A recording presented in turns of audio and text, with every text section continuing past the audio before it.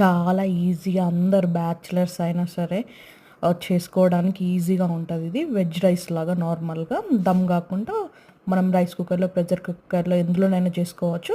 Process అయితే చూద్దాం. మొత్తం నేను వెజ్జెస్ ఎక్కువ వేసాను. ఇవైతే స్పైసెస్.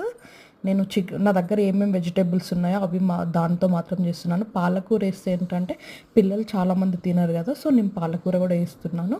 బీరకాయ, ఉల్లిపాయలు, పచ్చిమిర్చి, కొత్తిమీర, నెయ్యి అయితే కంపల్సరీ. నేను ఇంట్లో తయారు చేసిన నెయ్యి అది.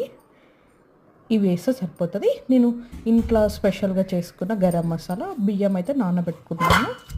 ఇంట్లో మసాలాలు ఉంటాయి కదా, ధనియాల పొడి, అవి ధనియాల పొడి, కొంచెం ఆయిల్ కూడా వేసుకోవాలి ఇందులో. ఆయిల్ అండ్ నెయ్యి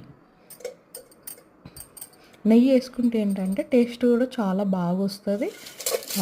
తర్వాతకి ఇదంతా వేడైనకి స్పైసెస్ అయితే యాడ్ చేసుకోవాలి మనం. స్పైసెస్ కూడా నేను ఎక్కువ వేయట్లేదు.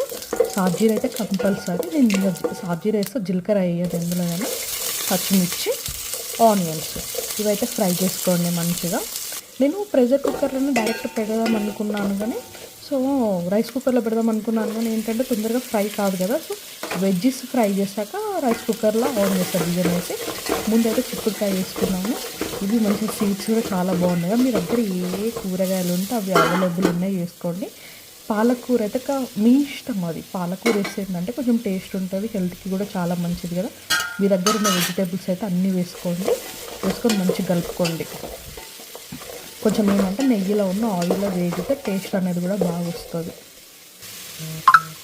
చూడండి, పాలకూర నేను లాస్ట్లో వేసాను. పాలకూర ఏంటంటే నార్మల్గా కర్రీస్లో తిన్నాం కదా, నేను అల్లము ముందే ఆయిల్ వేద్దాం అనుకున్నా, కానీ కొంచెం అడిగంటినట్టు అవుతుంది. అందుకే కొంచెం వెజ్జెస్ ఫ్రై అయినాకకి అల్లం వెల్లుల్లి పేస్టు, పసుపు, కొంచెం గరం మసాలా అంటే నేను ఓన్లీ ధనియాలు, జీలకర్ర, కొంచెం లవంగాలు వేసి మిక్సీ పడతాను. అది కొంచెం కారం కూడా వేసాను. నేను కారం స్పైసీ లవర్ని. తగినంత సాల్ట్ అయితే వేసుకోండి. వేసుకున్నాక కలుపుకోండి మంచిగా.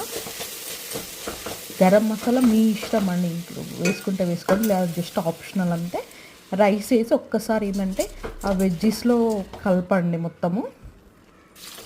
కలిపాక మనము 1 కప్పు రైస్ తీసుకుంటే 2 కప్స్ వాటర్ యాడ్ చేసుకోండి. ఇది వేసుకున్నాక కొత్తిమీర మీద వేయండి.